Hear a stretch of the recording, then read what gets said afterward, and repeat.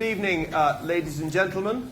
It's a great pleasure to welcome you to tonight's edition of, well, I suppose it's the Ideas talk show. And I'm in the somewhat unexpected role of moderator or anchor, as they like to say in the United States, for what is going to be, I'm sure, a very lively discussion between my two esteemed colleagues in the Ideas department or institute or entity or whatever Ideas is. It's part of the cloud. We're a thing. Brainery. The brainery. I like the brainery. The subject of our discussion this evening is out of Europe, the United States in an Asian age. And we're extremely fortunate to have two very distinguished experts in the field of international history and international relations to discuss this. You all know who they are, but for the sake of formality and because there may be somebody one day watching this on the internet far, far from the LSE, let me formally introduce my colleagues. On my right, Professor Michael, or as he prefers to be known, Mick Cox. We discovered about Professor Cox last night that he is a Baroque Trotskyite, or was. Yeah, I should say. He was the punk Tory. And I was the punk Tory. We thereby identified ourselves by both our political allegiance in the 1980s and our musical taste. I was for the Jam and he was for Queen. When not listening to glam rock, Professor Cox is a leading authority on international relations. He's written widely on late 20th century politics, and I have here in my hand a piece of paper from Herr Cox entitled Power Shift, Rising East, Declining West, Reflections. And that means that I know a little bit about what he may say. To my left, his co-director of the Ideas brainery, Professor Arne Westad, I believe the world's leading authority today on the international history, the global history of the Cold War.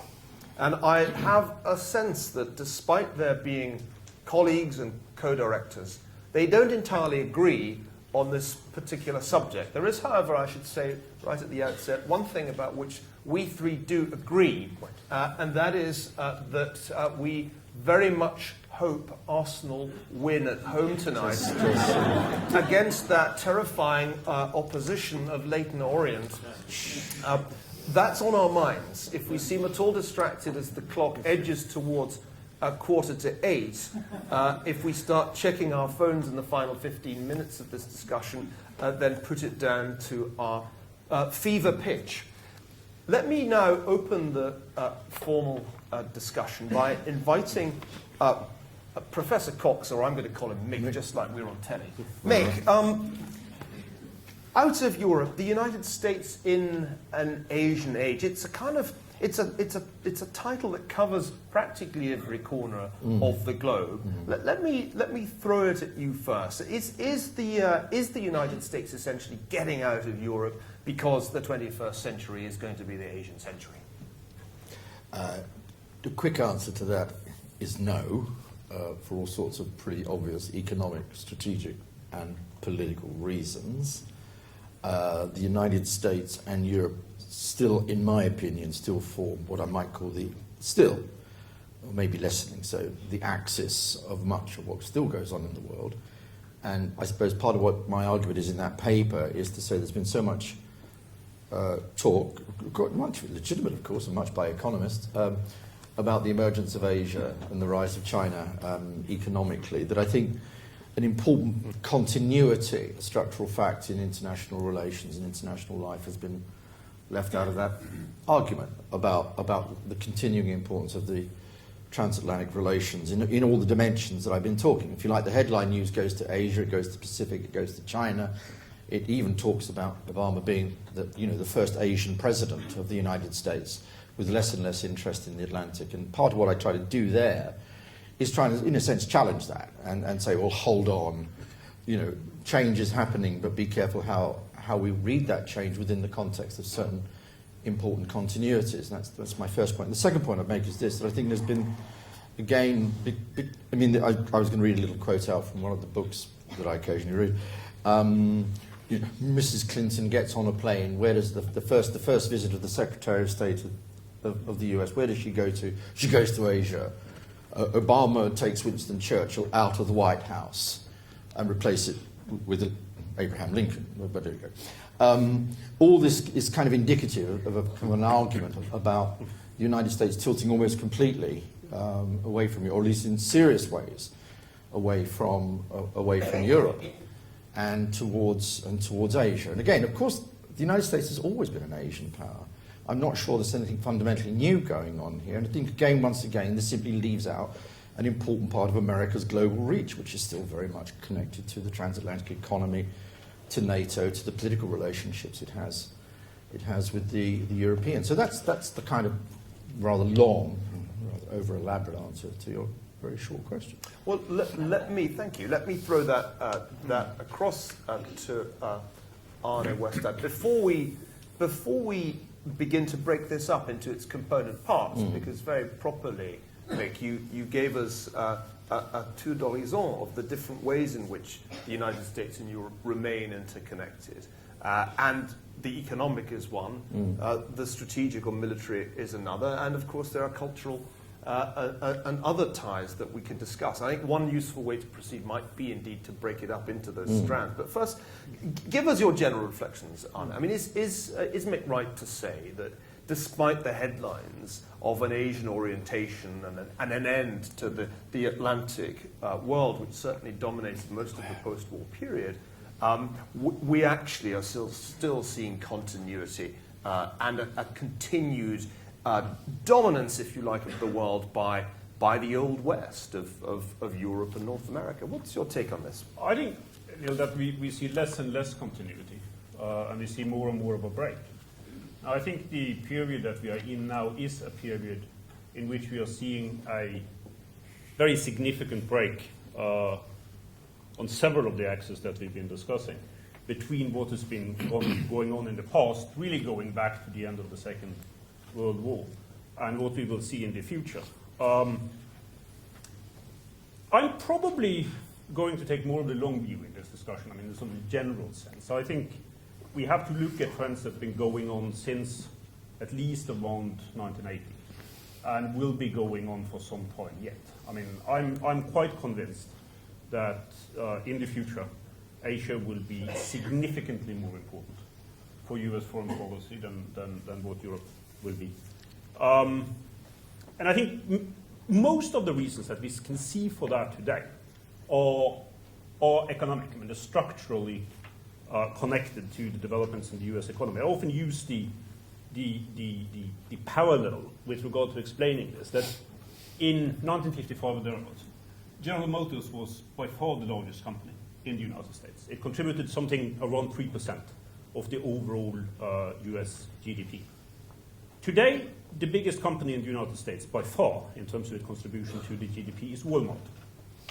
And besides having a very lamentable record in terms of labor relations, it also serves a role which I think is essential to understand in terms of understanding this global power shift.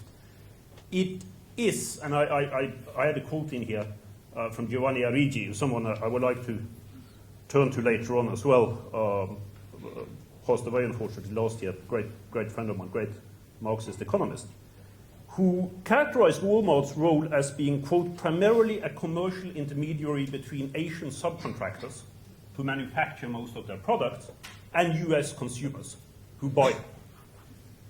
And clearly this kind of position is unsustainable in the longer run. And it will mean that increasingly it is what goes on in Asia, with China at the moment at the focus, but we're not only talking about China, we're talking about a very large section of Asia, going from India via Indonesia and to East Asia, to China. That's going to put pressure on the orientation that the United States has had up to now. Now, the United States is going to continue to be involved in Europe. There is absolutely no doubt about that. There are cultural ties that bind that are important. There are institutional ties that bind that are important.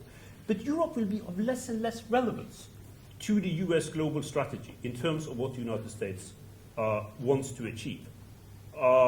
So if we formulate the question as being, will Asia be significantly more important in international affairs and for US foreign policy over the next generation, that's absolutely clear.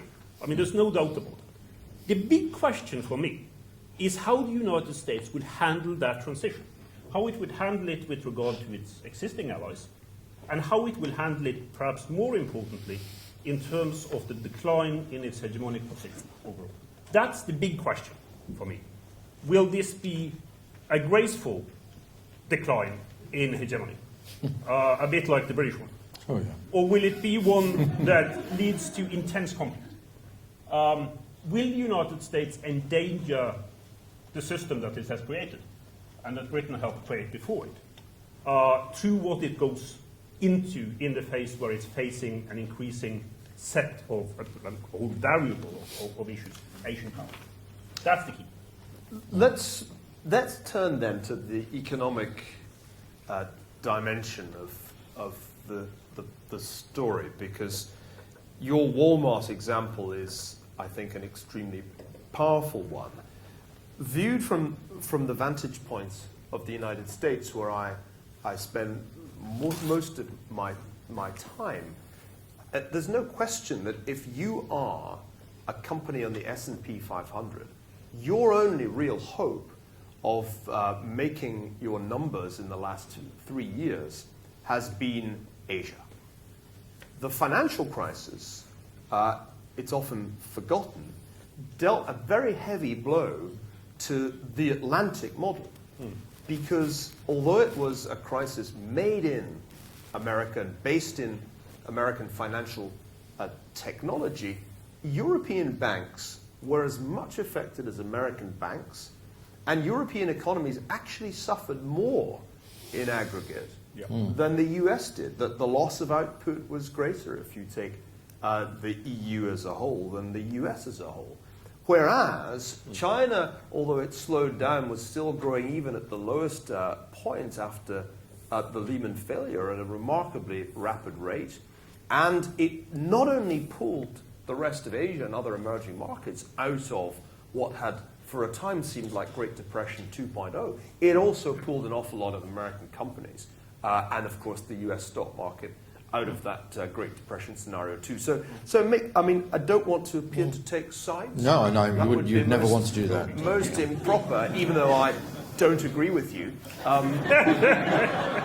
2 against 1. It is. Okay, I don't mind. So unfair, but Not at all. You'll be defeated anyway. In weight terms, it's quite easy. Sweet. So, okay. Come on. All right. Push back. The economic story, from an American corporate point of view, is a no-brainer. Out of Europe, you bet. Let's get to Asia before we're there. Okay, fine, yeah. Let me just pick up 2 or 3 points there.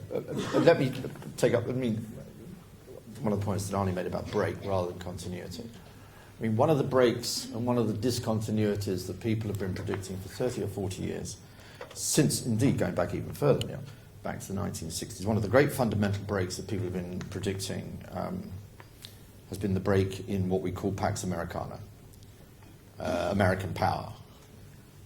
As part of that generation of what we call punk trots now, if you want, of the 1960s, there we were celebrating the decline of the American empire in the 1960s. And what did we get at the end of the 1970s? We got Ronald Reagan.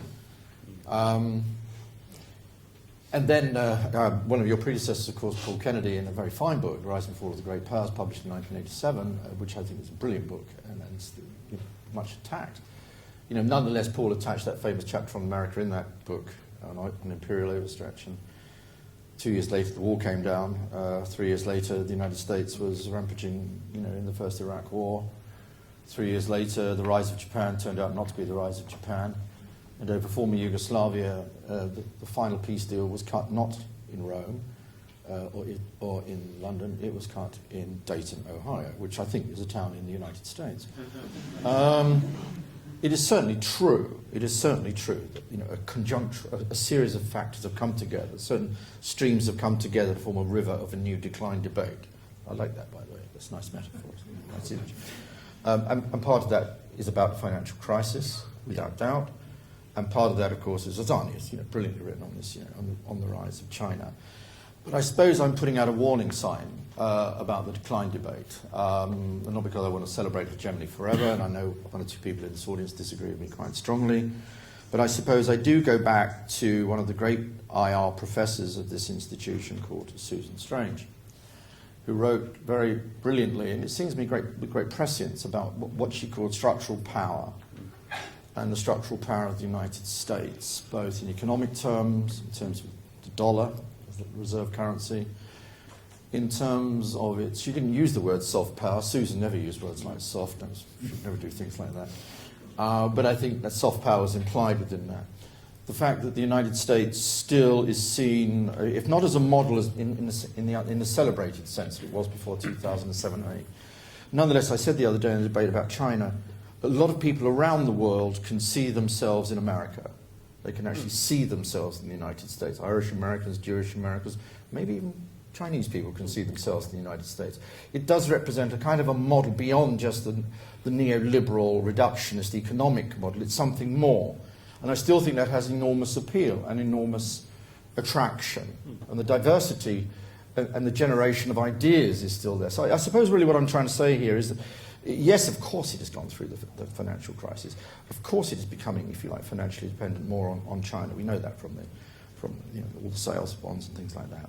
And of course the world is shifting, but I'm simply trying to argue that at the heart of the international order, it seems to me still, is something which, without sounding overly celebratory, but I think I'm just trying to call the things as it are, there's a simple central fact of indispensability, if you wish. Or the system can't function without America at the heart of it. And America has some major structural, geographical, historical, political, cultural advantages, which I'm not sure anybody else can emulate. This is why there may be an economic shift taking place, as Arne has said. I'm not sure there's a power shift taking place, and maybe we may need to make an important distinction here between economic transformations taking place and a power shift taking place. And perhaps there's a mismatch between some of the economic things that are going on in the world and the power. But it seems to me at the heart of the international order as a power order remains the US. And I think that is an important continuity. And whatever the weakening of that is, it still seems to me it's going to remain primus inter pares in that fundamental sense. The other quick point I'd make is just this question about Asia, what we mean by Asia. In the same way that the term West, which you, of course, have used, and we've all used, we're about to use, contains within all sorts of problems, contradictions, and problems, essentially. What we mean by the West, who's in the West, what is the West?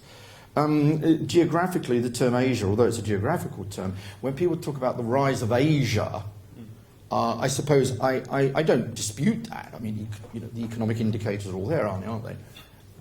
But let's just take one issue there, though, Neil. The rise of China, because that's really what we're talking about. Largely, I think that's what we're primarily talking about. This is the new variable, this is the new factor, this is the new kid on the block. It's not the rise of Japan in the sense that nobody talks about that anymore.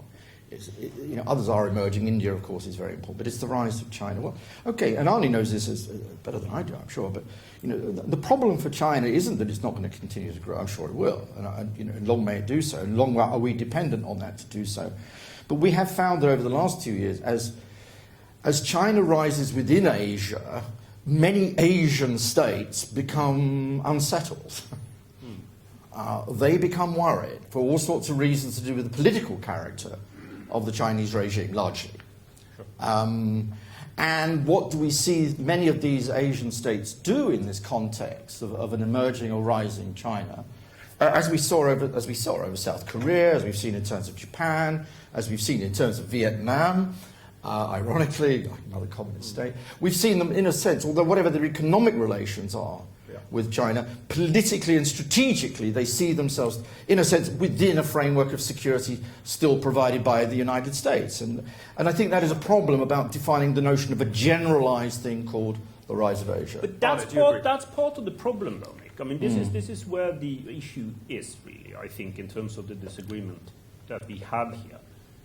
I think there is no doubt that many Asian states will try to hedge in security terms against the rise of China.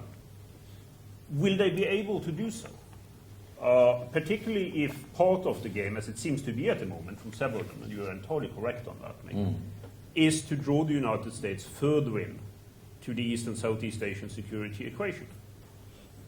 The problem here is that I have no doubt that over the next 10 years or so, the United States will remain the most powerful state by far in military terms in the world. The United States now spends at least 10 times more on its military than what China does. And there hasn't been much change, actually, with regard to that equation over the last few years, in spite of China's attempts to improve its military capacity. But that is part of the problem. I mean, when your economy looks like what the American economy looks like today, in comparative terms, keeping the kind of military establishment that the United States has, fighting the kinds of wars that the United States does, simply will not remain sustainable. It's not the kind of situation that I think anyone who understands anything about economics can foresee 10 years from now, even if there is a substantial recovery, which I think is quite possible in the US economy in real terms. I mean, the problem is that this will be far too expensive, far too difficult to organize. And this is perhaps the most crucial point in terms of the debate, I think, in general terms, as far as the United States goes. It cannot be defended vis-à-vis the American population. I mean, I think part of what we are seeing today, part of the political unrest that we're seeing in the United States today, has a lot to do with people's uncertainty about the United States' position in overall terms. It takes very different sort of political outlets, I mean, all the way from the Tea Party movement to what is happening in the States, etc., etc. But there is a deep uncertainty about that road. I think it will be much harder to mobilize American support domestically for the kind of adventures that they've involved themselves in over the past 10 years, when you see what the economic reality will be 10 years from now. So, I mean, these things are linked, although Mick is entirely right in saying, and Neil has written well about this as well, that, I mean, no one believes that the United States is going to abdicate overnight as the world's supreme military great power. That's not going to happen. But the question is, what will happen 10 to 15 years from now, when it is clear, I think, beyond any doubt, that both in relative and in real terms, that kind of position is unsustainable. That's the big question. And the issue then becomes, in political terms, how will that relative decline be managed? One of the really striking features of the debate at the moment about US fiscal policy, which is a central concern of mine, is the way in which defense expenditure is very far from ring-fenced. If you do the back-of-envelope arithmetic, even assuming that there's no significant increase in long-term interest rates, in other words, in the borrowing costs of the United States, the US is going to carry on borrowing money every year for the rest of time, with $1 trillion as a fairly standard amount in the short term. But there's never again a balanced budget, even on a time horizon out to the 2080s, absent radical changes in policy. Now, if that happens, a rising share of federal tax revenues is absorbed by interest payments, even with low rates. And the obvious squeeze will be a squeeze of military expenditure, because unlike entitlements like Social Security and Medicare and Medicaid, it is actually cuttable, politically cuttable. And I've seen projections by the Congressional Budget Office of how much the US would save if its overseas troop deployment was reduced to 30,000. The fact that that's even being costed by the Congressional Budget Office tells you a lot. Now remember, this is a question out of Europe that we're asking here. Not, will the United States evaporate into thin air? I don't think anybody's making that argument. The issue is whether the predicament that the United States finds itself in, both economically and militarily, will cause it to disengage from Europe.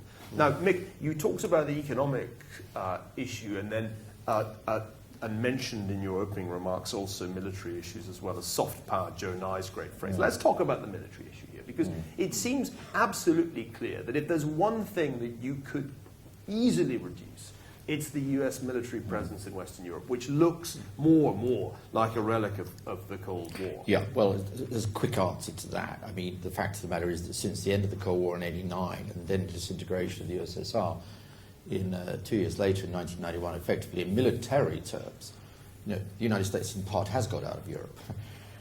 We had 375,000 active service men and women, all Americans, within Europe in the period up until '89 and 1991. And through the 1990s, of course, that's been reduced down to 70,000 going down. So the issue is not whether it's going to stay in Europe. The question is, will Europe still remain important for it in other ways? I do accept one fundamental point. The Cold War privileged Europe in many ways. And the end of the Cold War has posed a problem for that transatlantic relationship and Europe's relationship with the United States. I accept that completely.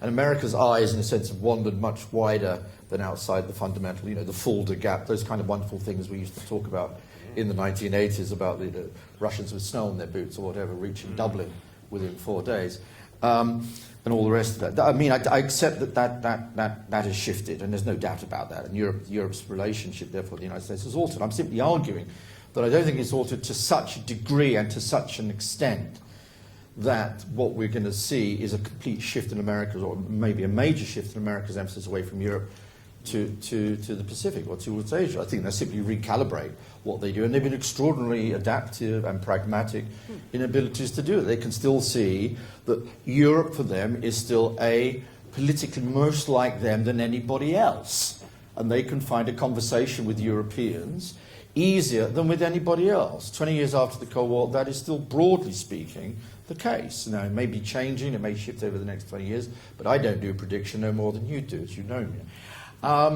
Secondly, I think in this context, the cultural aspects of connection are still not insignificant with Europeans. Now, again, that may be shifting, and in 20 years' time, it may shift. All I'm saying is, still, 20 years after the end of the Cold War, the most important military alliance we still have is one which is transatlantic in its foundations. Let's stick on that military issue before we move on. I'll come back on the another cultural. issue now, yeah, sure. Because there does seem to be a question mark over the future of NATO and the entire structure, military structure of transatlantic relations. What is NATO for now if there is no army of Russians in the East? All right, well, let me answer this one, Arne, and let you come in. Let me just say one thing. All right, you say one thing. Very briefly on NATO, and with regard to the European role. I think the continued role that the US alliances in Europe are going to have will be with regard to things that are not happening in Europe. Europe increasingly becomes, and it's particularly striking today when we look at what's happening in North Africa, and maybe happening in other parts of the Middle East. Europe becomes, to some extent, a strategic base for US power. And it has, a great significance, some parts of Europe more than others, for that purpose. So I'm not among those who argue that the only significance of Europe for the United States in 20 years' time would be as a producer of much-loved luxury goods, expensive watches, etc., and to some extent, possibly, with London at the core as a financial centre. But I do think that in military terms, the whole purpose of NATO has changed, and the role of Europe within NATO has changed. It is now an appendix to American power out of region, as they used to say, outside Europe. Okay. And there's just a data point, and that's quite interesting. I was chatting to somebody who works for the American military and is based in Germany, and he was saying that there's actually substantial investment in the Heidelberg area being made by the Pentagon. So what's really striking is that the future of Europe may well be, as it has already become, to be the airbase and medical center for the deployment of US troops in the Middle East, since after all Iraq did not prove to be a particularly secure place for permanent long-term US military presence. So that means that the US doesn't get out of Europe in the sense of withdrawing its troops and saying goodbye. On the contrary, it may indeed even increase its presence relative to 10 years ago, if it's going to find itself dealing with an ongoing crisis in the Near East. Look, on the question of evolution and change, break continuity, which is what Arne raised at the very beginning, clearly NATO's had to evolve since the end of the Cold War. It's evolved since the collapse of the USSR in 1991. it's enlarged itself into Central Europe and Eastern Europe with some fairly disastrous consequences. And I was always opposed to meddling in Ukrainian affairs and Georgian affairs because I thought it would end in disaster, and tragically it did. But it's still there, and the first thing NATO is for, in a sense, is to reassure the new states of East Central Europe. Now, you may think they're kind of old-fashioned and behind the time, and they should be thinking about something else. But, the reason why NATO enlarged is large because lots of people wanted it to enlarge. It was demand-driven. It was demand-driven by Poles. It was demand-driven by Hungarians. It was demand-driven by those who wanted it. And that demand still remains. So in some sense, it's security for them. And this answer to your question, part of the answer to your question, part of the security is provided by NATO. Now, I may want to say, if I was Frenchman or anybody else, wouldn't be much better to do it through the EU. Let's have a European army. But, for the time being, people in Warsaw or Budapest and other places, they want to ring Brussels. And they ring Brussels, they ring Washington. So that's one thing what NATO is still for. It's a security guarantee. It may not be military in the old-fashioned sense that we defined it, but it's still a lot of security comes through NATO. We haven't found an alternative to that security umbrella and that security relationship since the end of the Cold War and all the talk about CFSP and ESDP and all the rest of it. I suppose the second thing is that it remains because Europeans want it to remain. Europeans in a generality. Nobody wants it to leave. There's nobody on the streets of Paris or Berlin or London today saying Americans get out of Europe. They want it to remain. It's a kind of reassurance. It's a kind of nanny, if you wish, put it benignly. Because Europe, when left to its own devices, let's be perfectly blunt, in the 20th century, Europe made a bit of a hash of it. And the friend that we can always criticise and get to pay all the bills is a very good friend indeed. I suppose the other thing is, NATO has never been, this is the old kind of handout, what they give you in Brussels when I used to take my students there many years ago. NATO is never just a military alliance. It's much more than just a military alliance. But it does also perform some very, very important political functions. It firstly performs a very important political function for the Americans. I think the Americans would feel very lonely in the world without NATO. Politically. I think they feel very lonely and very exposed. In some senses, NATO provides it with a kind of, maybe a cover story, but it's an important part of the cover story for its own legitimacy. And the other thing that I think NATO does is simply to create certain kinds of conditions in which other things can happen. You kind of solve your security problems in Europe as long as you've got NATO. Other things can then be got together. If you want to even be crude about it, it may even prevent Greece and Turkey one day going to war with one another, because one of the things NATO also does, if you read your kind of ABC on what is NATO for, it is to prevent the renationalisation of foreign policy in Europe. To prevent the renationalisation of foreign policy. It's a collective organisation to which people combine to. Now, does NATO have problems inside it? Hell, it does. There's an arithmetic problem, i.e. the Americans spend much more on hard security than the Europeans do. As we've seen in Afghanistan, there's very few NATO members expending, quote, blood and treasure in the same way the Americans are doing to the same degree. That creates resentments. There's a very powerful public opinion in Europe, certainly, maybe less so in this country, maybe it's growing, against the use of force. And we've seen this in terms of public opinion. But, again, I'm not trying to make the core argument for NATO personally. I'm simply saying that's what I think it is still for. It's interesting that you raised that issue of burden sharing, which was an ongoing argument right the way through the Cold War. It's my sense is that it's not just that the Americans feel the Europeans aren't pulling their weight in terms of defence expenditure, which they certainly aren't. There is also a deep disillusionment on the part of the US military with the quality of what even the UK can now provide. And this is one of the really unpleasant realities that not everybody in the UK wants to face, that we used to be regarded as not quite but nearly equals when it came to the battlefield. That was still true in Gulf War I. Today it is very far from true. Indeed, the Americans, I think, could legitimately say in response to you, Mick, NATO isn't even a military alliance anymore, never mind being something beyond a military alliance. It's a kind of sham military alliance because the other members contribute really so little, particularly if one looks at Afghanistan. Well, in hard military terms, I think that's true. I think that's quite right, Neil. I think that's why I was talking about Europe as a staging ground for American power more than an alliance in the classical sense. Look, one of the things that I've discovered with the Obama administration is the degree to which the European resistance, the French and the German resistance, and the general public opinion resistance elsewhere, including in this country, to the invasion and occupation of Iraq has also become a fact of life well after George W. Bush left the White House.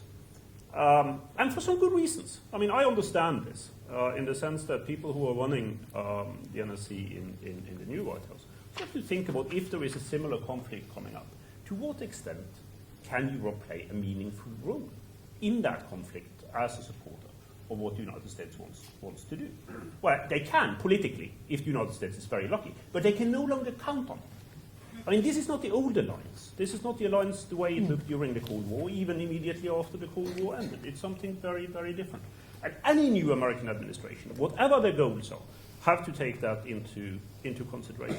Now, I do think this is truly important. And I think the question that we have to ask when we try to answer the question that is posed before us tonight is, what is it that will motivate the American involvement in Europe? I mean, why is Europe important for the United States? And it seems to me that on a whole range of issues, going from security in area to the economic issues, to issues that have to do with trade, Europe becomes less and less significant for the United States. I mean, that's the process that we're looking at. And this is not about an American withdrawal from Europe, but it's about finding out where this American administration, and in my view, any American administration that's going to replace it, need to keep their focus. And for security reasons, that will not be in Europe. For economic reasons, that will not be in Europe. And that's a break. That's a new situation, qualitatively new from what has been the situation since 1940. Arne, can I push you a bit on something that you were the first to raise, and that is the crisis in North Africa and the Middle East.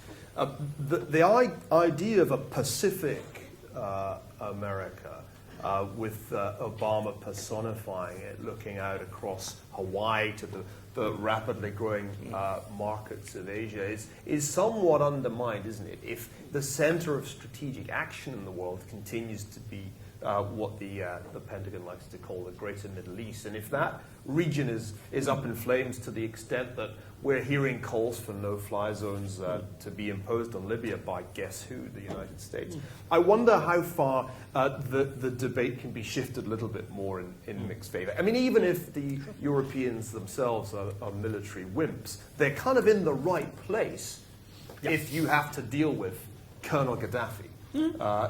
Tell me a bit about what the strategic and maybe other implications are of this current crisis, which we're all following so closely in the news. Well, it depends, of course, on how the Arab revolutions will pan out. I mean, this is what we'll have to see over the next 6 months in terms of how they will be dealt with by the European governments, but first and foremost, how they will be dealt with in Washington. That depends on what the situation will be on the ground. Now, I mean, I agree with what you said. I mean, going back to my point about the staging ground, Europe has today a very significant strategic position. But it's not the strategic position that it used to have about what was happening within Europe.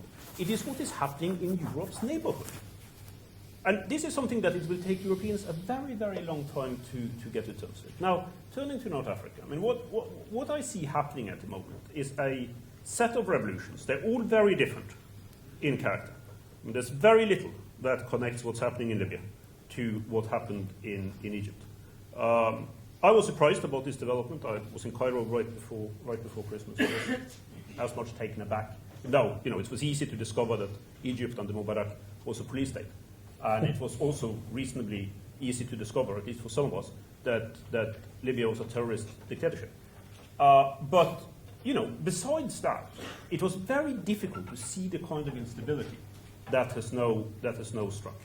And I do think that for some time this will probably accentuate Europe's role as a power base for American power.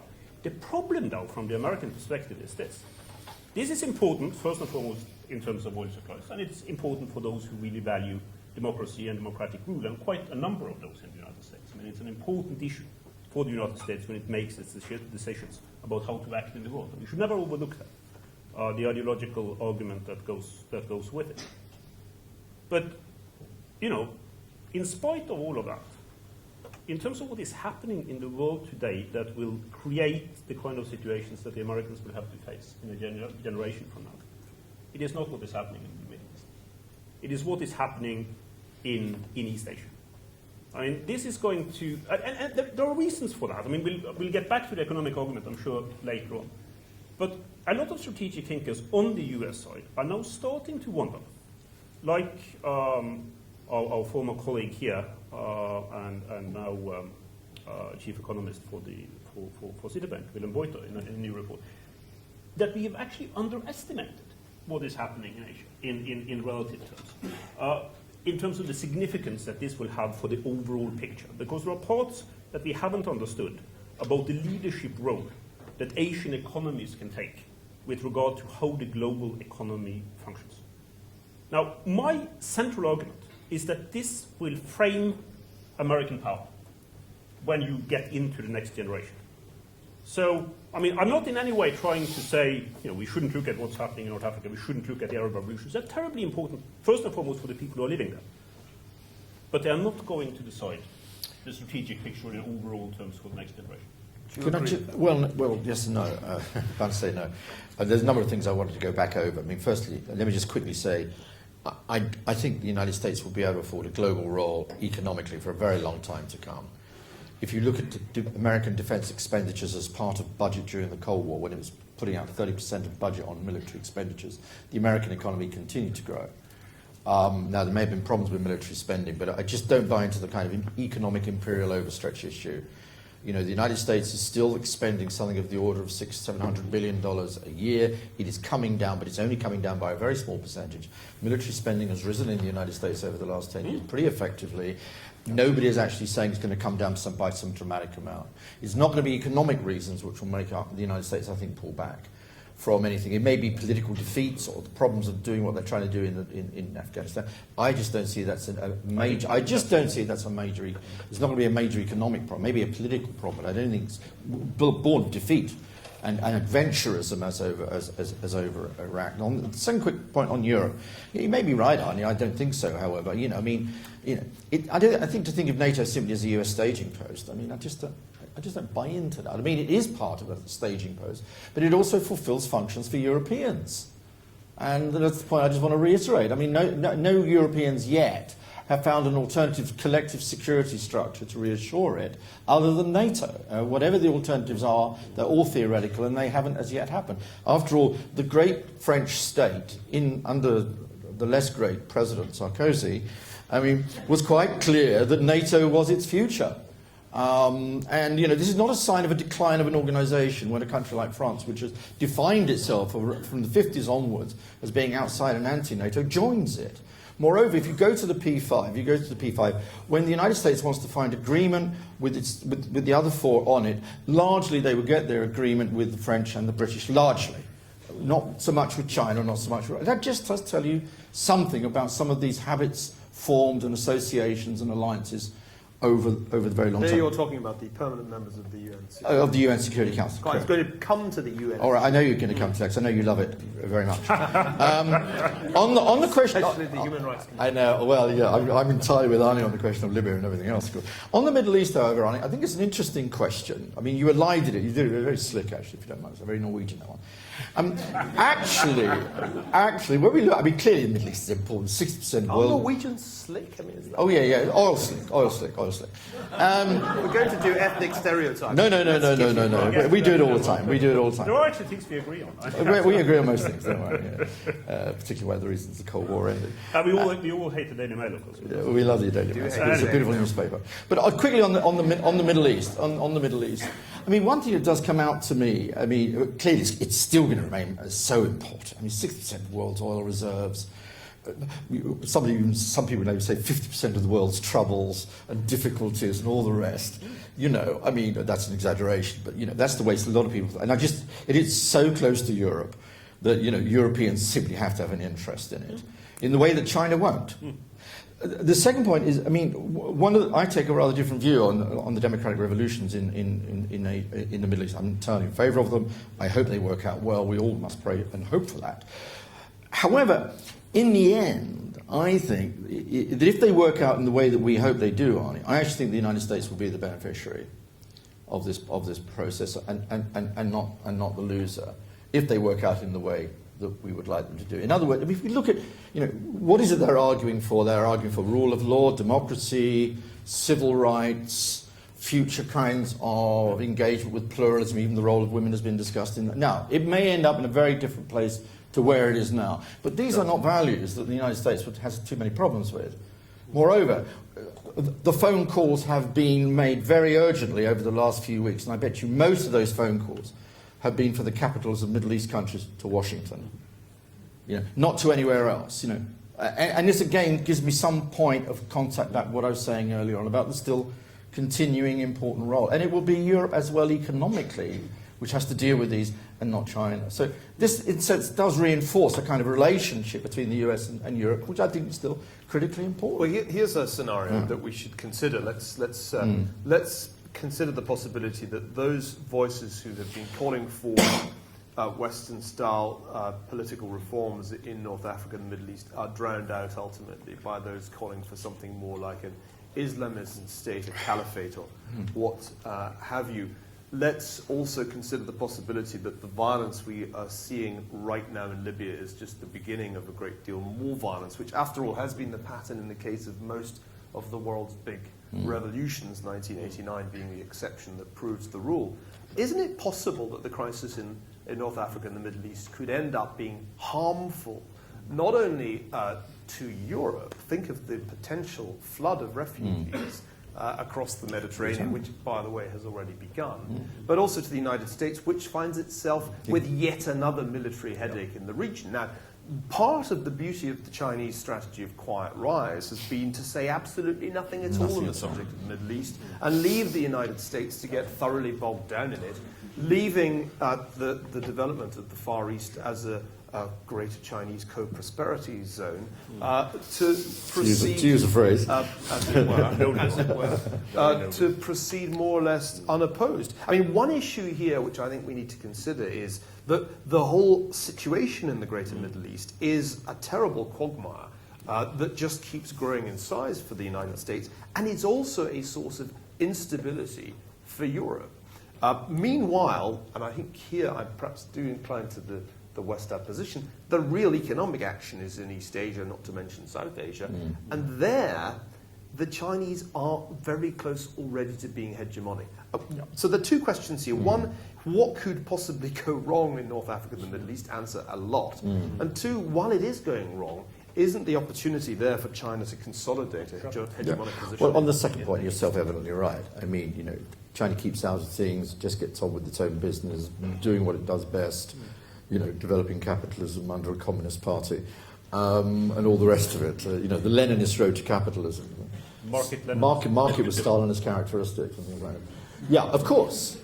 And therefore, by not getting involved, by not getting embroiled in the way the United States has been embroiled, both in what I thought was legitimate reasons in Afghanistan, and illegitimate reasons, by the way, in Iraq, it's a different question, then clearly it gets on with it. And it's also benefited, clearly, from this economic crisis made in the United States, which has actually hit the Europeans, at least, in terms of Italy, much more than it's hit China. So on that issue, I entirely agree. But it still means that what China is doing, in a sense, is, well, if I might put it, extraordinarily one-dimensional.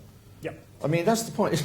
It's making money, it's doing well, it's making jobs, fine. I have no opposition to that. I think we all benefit from that. But it still makes it, in a sense, internationally, from a political point of view, from a strategic point of view, from a leadership point of view, it still remains irrelevant. So we could be in a mismatched situation of China emerging as a dominant economic power. I'm just raising this as a question. I'm not saying, a mismatch between its growing economic power and a foreign policy or global. Now, the other may follow in time. Danny Quire has argued that. Yeah. The second will inevitably follow from the economic. But we're not seeing it in such a way at the moment. If I could just answer that one or comment on that, Neil, because on this I think Mick and I very much share some of the concerns that come up. I mean, China is in no way at the moment, and I've argued this over and over again, a complete superpower. China is in no way ready to take responsibility, even if it had wanted to, for some kind of overall international hegemonic position. I'm not talking here about Chinese government statements that we would never practice hegemony. I mean, when states become very powerful, they do what powerful states do. That's the overall sense that I have, certainly of the bloody 20th century. And I would be very surprised if it was very different in the 21st century. The problem that China is facing two long-term structural problems that we need to take into consideration. And they will influence both what the United States chooses to do, some of which may be to its own detriment eventually, and it will greatly influence China's position in its own region in the world. The first one is demographics, something that's very rarely thought about in terms of global strategy, but certainly needs to be taken into consideration here. China's population strategy has been a disaster. In spite of what many people think, that the one-child policy has rescued China, what we're seeing at the moment is an aging of the population, particularly of the educated population, that's quicker than anywhere else in the world, and very different from that of the United States, which, very different from Europe again, has very healthy demographic growth rates. This is something that the United States will benefit from in the longer run. And one of the reasons, by the way, why the new HSBC report on global growth that was out today, and they emphasize, it's one of the few reports I've seen that really emphasizes demographic issues, see the United States as being, in the longer sense, if it changes its macroeconomic policies, to be able to benefit from much of what is happening in East Asia.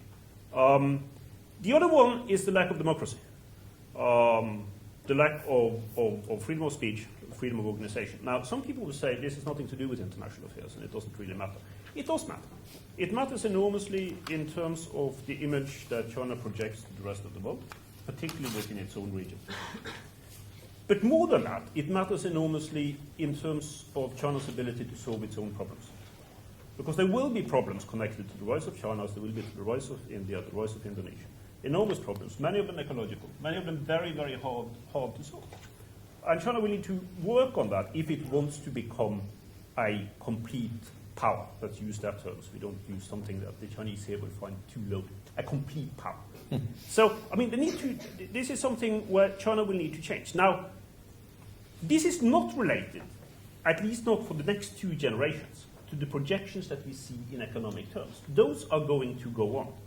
And they're going to be massive. I mean, what Boyter wrote in his report when he argued that the economic changes we're seeing now are misunderstood, he concludes that the Chinese and the Indian economy in 2050 will not be twice the size of the American economy, one of them each being an American economy. It will be at least 4 times the size, because of some of the growth factors that he emphasizes. They're actually remarkably similar to some of the killer apps that you were talking about. We have misjudged the intensity of growth. Now, is this good or bad? I don't know. I mean, I have no answer to that. I know that it will be problematic, and I think it will be even more problematic if the United States, as a declining monopower, is not able to handle that economic transition. And at the moment, I see and this is my key point, I see no indication whatsoever that the United States, under the present administration, is positioning itself to do that. Well, this is perhaps an appropriate point in the discussion to open it up to the floor. You've given a whole new significance to the phrase, the United States in an Asian age, since if the aging of the Chinese population is the biggest threat, or one of the biggest threats to China's future prospects of being a complete power, that starts to be a really crucial word. And I'm glad we got to that point of the discussion, because it's vital to remember that China has its problems too, and it is not a simple straight line that one draws from here to 2050 in which no bumps. May I just ask one question? I mean, I remember many economists in the West, Arne, in 2003, 2, 4, 5, also making projections about the growth of the American economy. And something slightly wrong happened in 2007, 2008. And it got thrown off course. I remember too, and you remember this, I'm sure, Neil, because you were there, so to speak. There was also many predictions made about the Japanese economy in the late 1980s. And I'm not saying Japan, China, all I'm trying to say is it is difficult enough, frankly, to know what's going to happen over the next 2 years. I'm simply inherently skeptical, let me just say that, inherently skeptical, without adducing any evidence to projections made by Goldman Sachs and others, which projects something which can go forward 30 or 40 years. I mean, and I'm sure, you gave a great lecture, at lunchtime on this, in a sense implicit. It's not just about, it's the unknowability, it is the contingency, it is the accident, it's the unintended consequence. Who 5, 6, 7, 8 years ago would have predicted all sorts of things about the Western world economy at the moment? Things can be thrown off course. I mean, say there were to be massive political instability in China of the kind we're seeing in the Middle East at the moment. What would that do to growth rate? I just don't know. All I'm saying is it's an unknowable. There are simply so many unknowables in this situation at the moment that to kind of project forward, I mean, broadly speaking, I take the point, but it does seem to me, just hold on. We've made predictions before about future growth of other kinds of economies, and it's turned out to be really badly wrong. We've got a lot of egg on our face. And that's all I'm warning about, Arne. In fairness to Goldman Sachs, Jim and Really? his projections in the well, somebody has to be Somebody has to Goldman be Sachs. And I really I am, certainly but won't I will at this juncture. We'll change In fairness to Jim O'Leary and his team, their projections have been 2013. pretty good, actually. And the financial crisis, if anything, has made them more rather than less plausible. Could I just say, before we hand over to the audience, I mean, I agree entirely with what Nick said about contingency and about accident. And if you work on history, as I do mostly, I mean, this is the one thing that does jump out at you. And it should. But we still need to be able to think about the future. And we have to do that based on history, and we have to do it based on trends. And one of the things that really strikes me with the whole debate about US hegemony, about decline, including relative decline, is that if we look at small chunks of history, we generally get it entirely wrong. But if we try to look at what is happening over a longer historical continuum, we get much closer to at least be able to have a meaningful debate about what the future might look like. And I think that's what we really need to do in this debate. I mean, we need to go back to what Neil and I have talked a lot about, the changes that took place in the global economy and in many other fields of human activity in the 1970s, not least in terms of technology. And we have to be able to project forward from those. People who look at this will end up with very different results, as you've heard tonight. But that's the only basis we have for some meaningful thinking about what we may see ahead. Well, on that inspiring note, that we can think about the futures, plural. Remember, there are Yes, there Multiple are multiple futures. from which we have to choose, but only one past. And that is why being a historian is easier than being a futurologist. My goodness me. Many histories, but only one Neil's past. past. Yes, I would like to invite the audience to pepper us with questions. There are roving microphones, roving mics, which will rove towards you. Mix. And we'll take a question from one of our ideas colleagues to start the ball rolling, and then, please, yeah. Thank you. I actually come to sort of address Professor Ferguson in regards to who is actually most under threat by what's happening in North Africa right now. I think it's neither Europe with the refugees that are coming and will come in the future, nor the US in terms of geopolitics and oil. But I think it is clearly China. And it's not only that China suddenly has to take up 35,000 of its workers back to China, which is never done before, nor is it just who do you call? Washington or Brussels, or do you call Beijing? But I think from now on, and every single revolution or upheaval we'll see in the world, people will look to China and say, will it spill over to China? What we saw now in Shanghai at the P Theater or in Beijing at Wanfujing is only the beginning of a movement that will sooner or later engulf China. So if Saudi Arabia suddenly has political turmoil, people will look over to China and say, will it start there now? If Oman falls, people will look to China. If Zimbabwe, Robert Mugabe finally falls, will it spill over to China? So I think from now on, from every single revolution, every upheaval, people will look over to China. And China is unable, and I think this is what we saw now, unable to address this issue. This is a really huge question, and it is a sign of the centrality now of China to the global system that we should care. Sure. The fact that China has gone from being 2% of global GDP to more like 12% is the thing that makes this question matter. Of course. Now, I'm going to risk my neck here and then see what my colleagues think. I don't think that there is going to be anything remotely resembling the street scenes we've had in Cairo, much less the events in Tripoli and Benghazi in China. And I think that for 3 reasons. Number one, if you look at surveys of attitudes of citizens, unless these numbers from Pew are completely crazy, the legitimacy of the regime in China is about the highest in the eyes of its own people of any regime in the world. There is not a legitimacy problem in the Chinese street.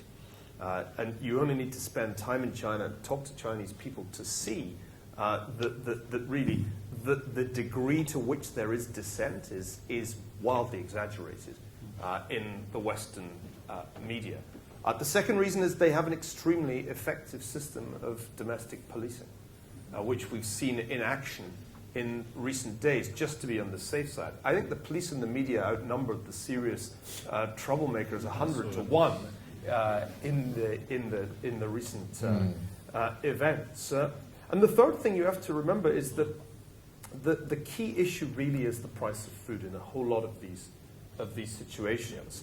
And what we're going to see, and we're already seeing it, is China tightening harder than it has so far monetary policy to try to get a lid firmly on food prices. They worry about this, and they worry about it even when things are stable in the world.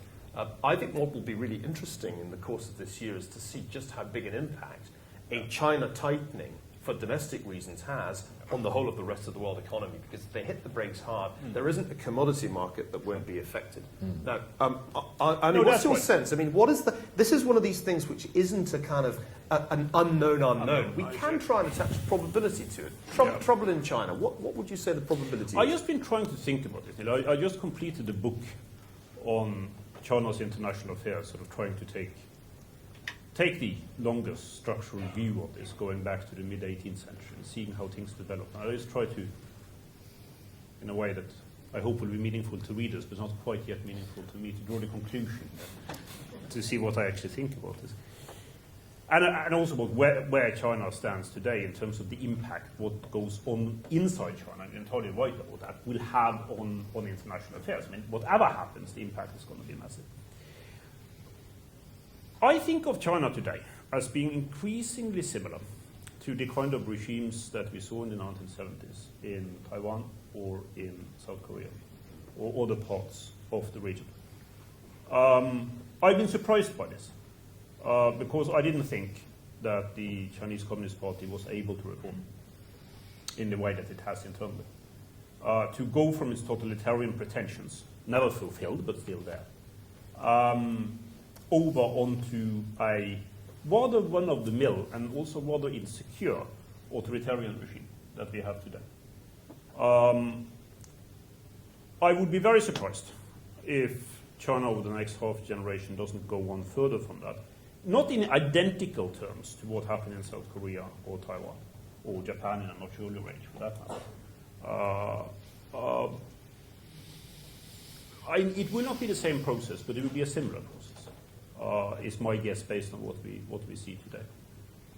And what is the reason for that? Well, that goes back to China's adaptation of some of the killer apps of Western civilization, less and less Western in this sense.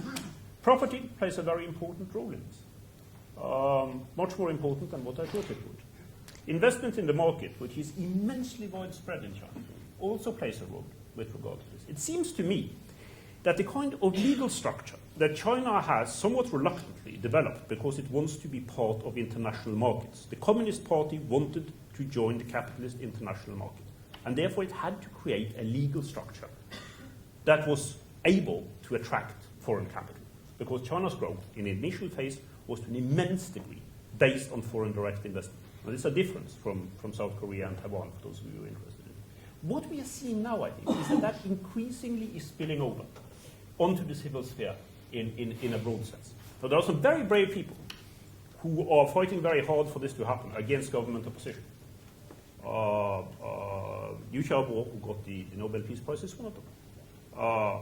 I don't think these dissidents are going to decide China's future, but they are a reminder of the importance that it holds for China in general terms to move from the position that it is in now over onto a different kind of organization. But the key is that many of those apps that are needed for that are already in place in China. Mm-hmm. It's very good to see my idea of killer apps. Oh, it's taken off. I hope you had good sales yesterday. Right, yes, I did. Yeah. I did, And the television series starts on Sunday. That's enough publicity for our chair here. He's always ahead of me. Okay, let me on basis of that. By the way, if we all three of us have a crack at every single question, there's going to be about 2 questions. Yeah, I want a mini app, if I may. Going back to Christian's question, I think predicting stability is very dodgy. I remember in '88, lots of people were predicting East Germany would remain stable for at least 20 years. It was most successful. It's the 11th most successful economy in the world, by the way. A lot of IR people predicted the stability of the bipolar system. If I remember Professor Buzan, I think you could verify what was said. He didn't, but some people did. We predicted stability, and within months or weeks even, the whole system had fallen about our ears, and we were kind of running backwards, trying to say, well, where did we go wrong? We predicted, and most people predicted stability for the Middle East too, if I understand, looking at the kind of generalities thing. So, again, Arne, you know far more about China than I would even pretend to. After you speak the language, you've travelled there for many, many years, and I defer to your knowledge. I'm simply saying predicting stability is a dodgy thing to do, because we've done it before and we've got it very badly wrong. The second more general, more specific thing is, you may be empirically right, Neil, and you always are, I just wonder, however, I don't know. I'm not going to kind of make the kind of a liberal economy versus a totalitarian political system. It is a peculiar formula. It's worked so far. Can it continue to work for another 20 years and maintain some degree of social order, cohesion and stability? Again, I simply pose this as a real problem. Not because I kind of want to make a liberal model for the whole world forever and ever and ever. Communist Party-led capitalist growth has worked so far pretty damn well. But it does seem to me it's throwing up enormous tensions and contradictions there. And what happens if those 10% growth rates suddenly fall to 5%? Because it seems to be a large degree of the legitimacy of China, and its order has been based on this growth model. Now, what happens if that begins to fall backwards? After all, the United States can still remain legitimate with only a couple of % growth each year, and even less. Nobody questions the legitimacy of America. Surely the concern in China is that when you even go below that, suddenly a legitimacy question comes into being, which raises a question of insecurity. It may be in the short term, and I don't think we disagree on this one, it may be in the short term stable, but I just have that feeling on it when I travel there with no knowledge of the country in any historical sense or the language. I kind of get a sense of a leadership which is deeply insecure about what it's doing. I really get that kind of feeling that they're kind of at sea, really, and don't quite know what to do, whether it's on foreign policy issues or domestic. There's a kind of sense of not great confidence, and that's, I suppose, what I'm really trying to drive at.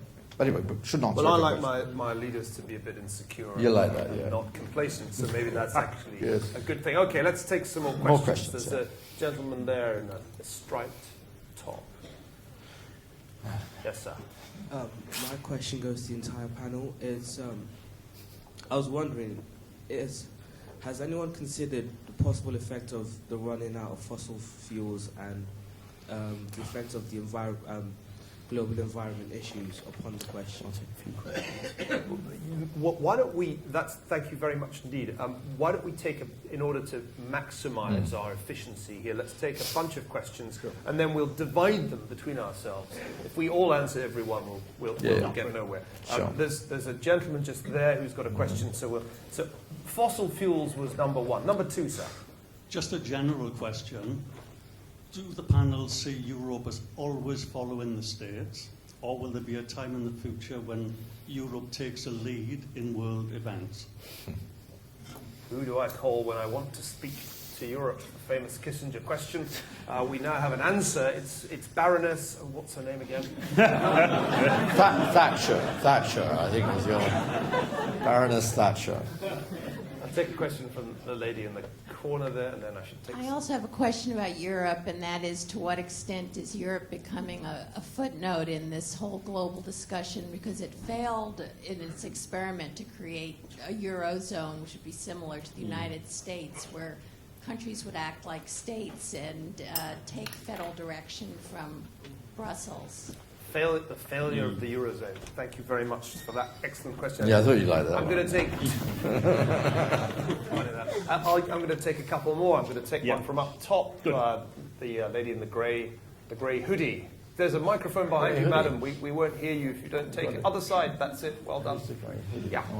My question is, Professor Cox mentioned that U.S. gained legitimacy with the relationship with NATO.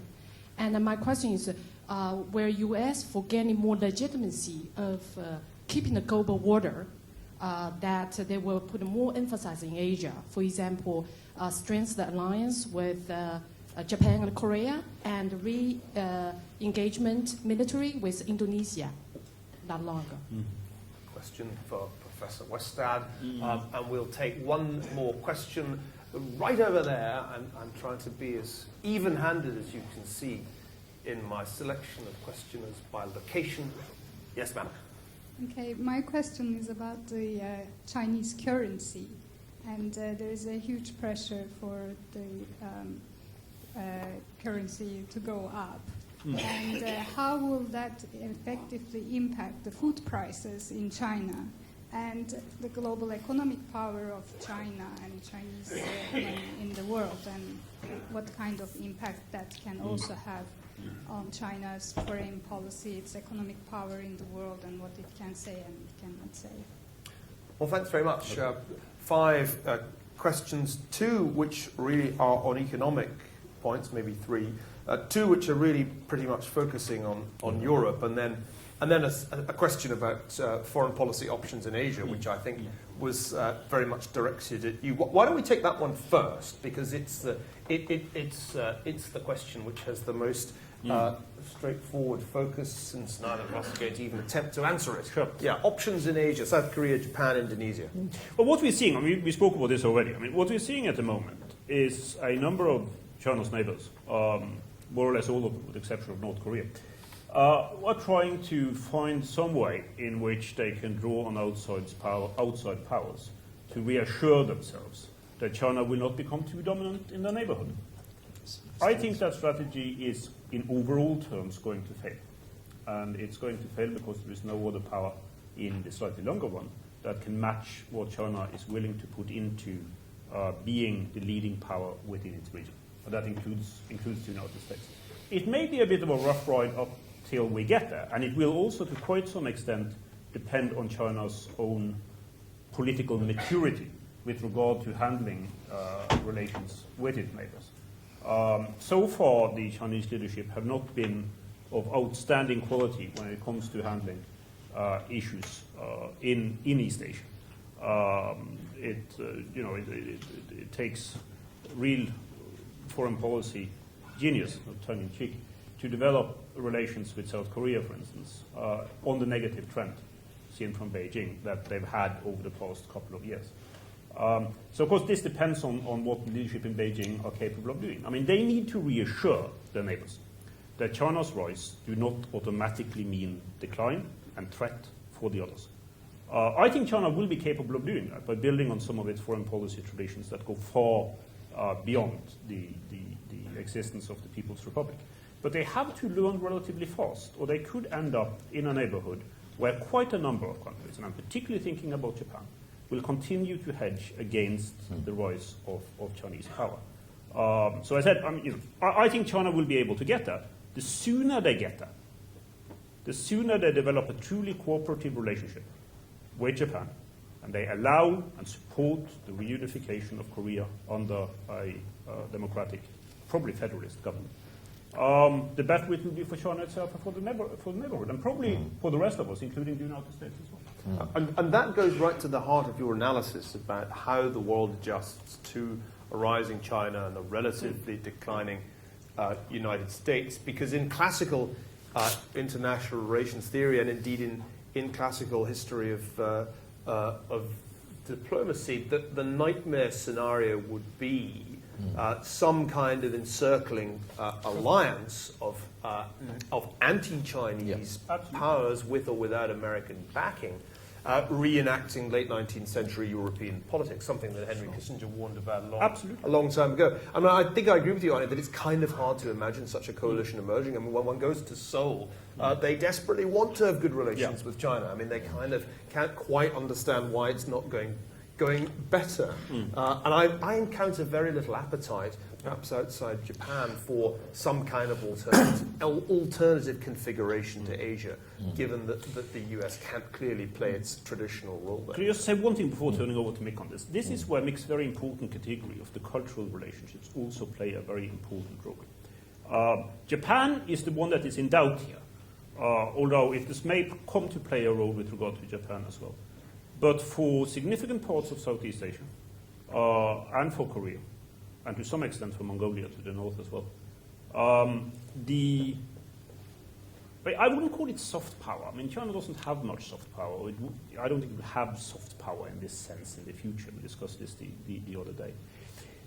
But there is a culturally based concept within the region that has never entirely gone away of China being at the center of things. And I think this will help. It will not determine the transition, but it will help it. Just like for the United States, when it became the hegemonic power vis-a-vis Europe during and after the Second World War, it helped immensely in the US relationship with Europe. Let's turn, unless you want to jump in here. Well, let's cover part of it, but we move on to the other things, I think. Yeah. I think we should. There were a couple of European questions asked there. One about whether or not Europe could ever develop an independent strategy for itself that wasn't the coattails of the United States. And then there was another question about whether we're actually looking at the failure of the European project in the Eurozone crisis, which has not, in fact, stopped despite our switch of attention to the Middle East. Let me throw those European questions at you. Okay, all right. I mean, just to, on the first question, will Europe always follow the United States? You know, for 20 years, people in Europe have been asking that question. Can Europe, will the Europeans, will the EU evolve and create conditions of a collective identity, a collective foreign policy? And, you know, we really go back to the Maastricht Treaty of 1992 and 3, you know, that period of thinking about the common foreign and security policy, then the Saint-Malo agreement between Tony Blair and President Chirac on the time of Saint-Malo, the creation of a kind of Franco-British relationship within the alliance. And then, of course, all the debates which are going now with the Lisbon Treaty post-Lisbon.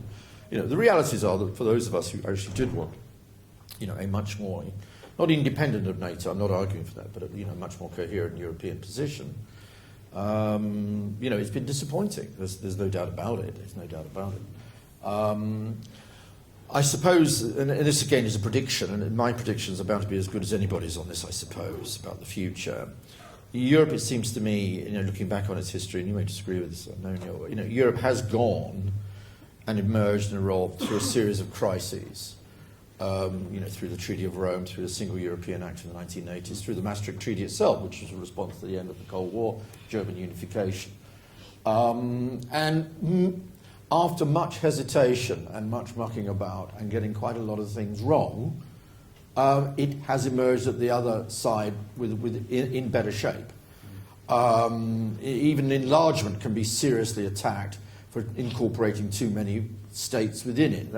That's a pretty fantastic result. Nonetheless, enlargement. You know, the home to go to was Europe. So before we write Europe off, let's not forget what the European home has meant for peoples of Poland and for the peoples of Hungary and the peoples of Bulgaria and elsewhere in the world. So I'm not so sure that this has been an entire failure, as suggested. However, Europe clearly does face a problem in providing what you might call the hard security. You know, it is not a single state, clearly. Europe has been successful by being peaceful since 1945. We got off war because war killed so many millions of our peoples. And we got off war, and we are paying, if you like, the price, in a sense, paying the price of peace. And I don't want us to get back on war again. And in some senses, that does create a dilemma, and you can't avoid that dilemma. The dilemma is there isn't an appetite amongst most Europeans for tough, hard military things. You pointed this out earlier on. It's the price of the success of the European experiment. It therefore will have to do other things, it seems to me, much, much better. What I really find worrying, though, is not the fact that our military expenditures are not rising up to the levels of the United States. They never will. Nor can we overcome some of the obvious divisions in terms of nationalities and positions on international issues. There are still sovereign states in Europe. Poland doesn't agree with Germany, say, on Russia. All sorts of issues like that will come up. What I find a bit disconcerting at the moment is that those who should be leading Europe, and I mean here mainly France and Germany, are not doing it, and have been doing it less and less over the last 2 to 3 years. Just to go on the specific question of the Eurozone that was raised. Well, I'm going to come on to that. What we've got an argument which I find very compelling, being made by Wolfgang Münchow in the FT, that the Germans themselves have profoundly misdiagnosed the problem and are pursuing a course which is likely, in fact, to wreck the project of the single currency. Now, I don't know what your take is on that, Mick, but it seems like a very compelling argument to me. And he's German. So well, also Paul Krugman makes that argument too, I think. Well, there is that defect. Yeah, I know. I just wanted to mention the fact that you are here agreeing with Paul Krugman just for the first time. We just want that noted on camera. He has occasionally... He's occasionally got things not always right. wrong. Okay, well, my general point on Europe is, I mean, it's still a process. And I just feel that there's a lot of Euro gloom around. There's no doubt about it. The Euro crisis has hit, the crisis in Iceland, Ireland, and a number of the Central East Europe. All these things have had an impact on Euro confidence. But let me press you, could the Eurozone fall apart in the way that some well, fear? Let me put it to you like this. I know you're not a great supporter of the European Union in the sense that I am. I mean, if it were to do so, and there's no prediction about this, as you would say, there's no structural determinism of this. If mistaken policies are pursued, if nationalist policies overcome the collective interest of Europe, if that happens, then by God, we are in deep trouble. We are in deep trouble. I mean, whatever one may have thought about the origins of the euro, once it is there, it is a fact of life. It becomes the thing in itself. And if we then move where this whole thing begins to fall apart, then it seems to me the fallout from that politically, strategically, economically are going to be horrendous. From the point of view, not just of Europeans, but from the point of view of the world. Because this has been, whatever you may, going back to the question, okay, the Eurozone has not created a Euro state, nor do I think it's going to do so, and that may well be a contradiction. Nonetheless, the Euro has been more of a success than the skeptics ever said, and I think the most powerful states in Europe will make sure the Euro doesn't fail. It cannot fail, not just for economic reasons, it cannot fail for political reasons. Because if it fails, then the project that most European states have been involved in for 40 years begins to fall apart. And if that happens, then I think the results of that are just horrendous, for stability, for all sorts of questions in Europe. So it won't be allowed to fail. In essence, my put it it's too big, it's too important to fail. Yeah. I'm sure they said that about Lehman Brothers at one point. No, I never said it about Lehman. About the Titanic. They did actually hold every other bank up, by the way. Shall we perhaps try to draw the threads together of this discussion with our last two questions that were raised? One was about fossil fuels, and that goes to the heart of China's insatiable appetite for all commodities, actually. If anything has been driving up commodity prices, it hasn't been speculation by sinister hedge funds. It's really just been China's demand. And then the second question on China, what about China's currency? Should it appreciate more? And would that indeed help China to deal with its own inflationary problem? I mean, Arne, this is a huge subject in the financial world. It's discussed ad nauseam, both the commodity price story and the currency wars that are allegedly going on in the world. What's your take on this? I don't think China, in terms of resources at the moment, if that's the center of the question, are behaving any differently than what Western powers have behaved for the past few generations. The problem, of course, is that it creates an aggregate demand, which we probably need 2 Earths in order to fulfill. So, I mean, clearly over time, this is not about method, it's not about manner, it's about overall demand, and it's about finding adjustments for ourselves here, and for the Americans, and for the Chinese, and for all the others who are going to join the global economy over the next 2 generations, that do not head for the same kind of ecological catastrophe that we seem to be heading for at the moment. And the key element in that, in my view, is to reduce the dependency for energy purposes on fossil fuels. China will probably face that problem first, partly for political reasons, which will take too long to explain here. But also in terms of access, availability, ability to transport safely the kind of resources that this enormous growth is dependent on. So this is one of those issues where we may be looking increasingly, also in technological terms, to China or indeed the East Asian region for solutions. Now, on the currency matter, I mean, there are two sides, as I think the questioner mentioned to the currency question. There's a trade surplus related one, which I don't really take very seriously. I mean, those who believe that changing the overall status of value of the Chinese currency will help the United States deal in a significant and meaningful way with its trade problems, really ought to go off and read a little bit more economics. The United States has a negative trade balance with 91 different countries. This is not primarily, I mean, it is about China too, but it's not primarily about China. It's about how the US economy functions. It's about Walmart.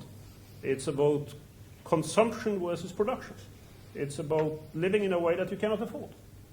To me, it is as simple as that. Could I, since this is probably just before we are finishing, could I just finish? I promised myself that I would do a quote from Giovanni Arrighi, sort of summing up where I stand on this, because I was so impressed when I picked up Giovanni's book. This is something that he wrote in 1990, and it shows that you can actually foresee at least some of the structural trends, even though you are, in a different age from what we are now. And he wrote in 1990, there are no credible, aggressive new military powers that can provoke the breakdown of the US-centered world system. But the United States has even greater capabilities than Britain did a century ago to convert its declining hegemony into an exploitative domination. If the system eventually breaks down, it will be primarily because of US resistance to adjustment and accommodation. And conversely, US adjustment and accommodation to the rising economic power of the East Asian region is an essential condition for a non-catastrophic transition to a new world order. An equally essential condition is the emergence of a new global leadership from the main centers of East Asian economic expansion, willing and able to rise up to the task of providing system-level solutions to the system-level problems left behind by US hegemony. And that certainly includes issues that have to do with energy, with fuel, but also what has to do with issues that really are not just of consequence to China and the United States or Europe, but exist on a global scale. Yeah. Nick, a last word. A last word. I'll lead. Not necessarily a quotation. No, I don't have any. I've got a few biblical ones I could put out there, but not sure. They can work under these circumstances. Yes, in the beginning. Abandon all hope. Abandon all hope. Ye who enter here. Let me just pick up on that last point of Arne's on the United States, because in a sense, it in a way makes part of my point. We always come back to talk about the United States. However we try and get away from it, we always keep coming back to it. We talk about Egypt, we come back to the United States. We talk about Europe, we come back to the United States. We talk about China, we come back to the United States. It does tell us something about the privileged role we give to the United States, and there's reasons for that, which go back to what I was arguing earlier on. Predict its decline at your peril. That's my point. It may be altering the nature of its hegemony. There's no question about it. It's not the same kind of hegemony it had in the Cold War, and it's not the same kind of level of power it had in '45 when it was at the apex of its power, almost Roman in its power levels. But I do think you've made a very good point there, Arne, and I'll try and maybe answer it in a less rhetorical way than Giovanni, who's, I agree with you, has written some pretty good things. On the question of US resistance to accommodation, I think we've had we've had three major presidencies, obviously, since the end of the Cold War: Clinton's, G.W. Bush's, and now Barack Obama's. And each one of those, it seems to me, has tried to answer that kind of question about where is America's position in the world. Now, I think Clinton answered the question in purely, largely economic terms, President globalization. You embedded American power, almost in a liberal sense, I suppose. You push forward the dynamics of globalization and put yourself at the head of globalization, and you push democratic transformations, although not in the way the Bush meant it, and put yourself at the head of that. It's a kind of liberal notion of empire, if you like. I think it was a kind of liberal version of empire. People like Andrew Basovich, I think, wrote about this rather well, on this notion of a liberal, and that Clinton was rather good at it, better than his critics gave him credit for, whatever they may have thought about his morals or anything else. Bush, of course, tried to answer the question in a different way, in that military sense. And now he did it under extraordinarily difficult circumstances. I mean, I've never been, a great supporter of G.W. Bush, as you know, but nonetheless, I mean, 9/11 and all the rest threw a curveball of the most vicious quality.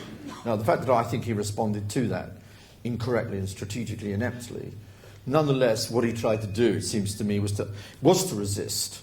It was a form of resistance. I mean, I might put it in that term, in imperial terms. It was a form of imperial opposition, using the hardest power it could have under the most difficult circumstances possible, in order to assert a kind of form of the United States. And here, Neil and I think would agree on this. I had no problem calling America an empire. I don't see what the problem is calling it an empire. It's just a different kind of empire. And Bush's answer to that. Now, the result of that, the result of the Bush strategy of assertion, however legitimate you might think certain policies were here and there, the consequence of the Bush strategy of assertion was to create resistance, to the United States. Now, legitimate or otherwise, it created forms of resistance. Firstly, it created it in Europe. We saw this in the great crisis of 2003 in the transatlantic relationship. It created resistance in terms of international global public opinion. Anti-Americanism rose to crescendo levels in certain parts of the world where people have been pro-American for generations, particularly in Germany, in places like that, even in Britain. And so that form was, and this then brings me really to this third phase, I suppose, is Obama. And I think, I know I'm kind of seen as Obama's kind of British apologist, which I am. But I think what we are seeing in this administration, I don't think it's a presidency of decline. I don't buy into that. But I think there is an acceptance of these kinds of changes you've been talking about and the continuities I've been talking, that this is the world America now has to live in. It can't go it alone. G8 is not going to do it any longer. NATO alone, in its old form, isn't going to do it any longer. It has to bring China in. That was part of the G20. It has to bring these others in. It has to bring India in, which we haven't talked about very much either. It does recognise it. And I think in that sense, and this is what I suppose my international argument, relations argument for Obama, not about domestic policy, is in a sense he does seem to recognise this kind of new global conjuncture. And in that sense, it is an adjustment process. He can't say that to the American public, because no American president could go before the American people and say, oh, by the way, guys, we're making an adjustment to a kind of relative decline over the long term. That really goes down well, But I think that's essentially what he's doing. And in that, Obama is our best hope. Don't you agree, Neil? Well, I would only say, Mick, that when I was last in the United States and flying through a Midwestern state, I noticed a very popular T-shirt on sale in one of the airports, which consisted of a picture of the smiling face of George W. Bush and the slogan, "Miss me yet?" I don't suppose we'll sell many copies of that T-shirt here. Ladies and gentlemen, I'm sorry we didn't get to all of your questions, but I hope you'll agree with me it's been a very enjoyable evening's discussion. Please join me in thanking our two speakers.